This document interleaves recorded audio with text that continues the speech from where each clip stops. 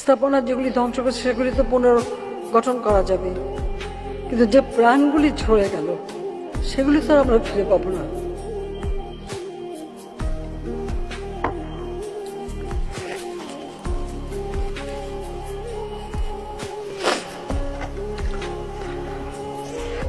আমি জানি বারবার মৃত্যুর মুখোমুখি হয়েছি। গুলি, বোমা, মিটিংয়ে বোমা পুঁতে রাখা, সরাসরি গুলি, গ্রেনেড হামলা করে মারার চেষ্টা বহুবার আমাকে এই পরিস্থিতিতে পড়তে হয়েছে 81 সালে বাংলাদেশে আসার পর। আমি তো জীবনে পড়া করিনি। দেশের জন্য কাজ করতে হবে, দেশের মানুষের ভাগ্য পরিবর্তন করতে হবে, দারিদ্র্যের হাত থেকে দেশকে মুক্ত করতে হবে। একটি মানুষও ভূমিহীন গৃহহীন থাকবে না, তাদের বিনা পয়সায় ঘর দিতে হবে, চিকিৎসা সেবা তাদের দোরগোড়ায় পৌঁছে দিয়ে তাদেরকে বিনা পয়সায় চিকিৎসার ব্যবস্থা করে দেওয়া, শিক্ষায়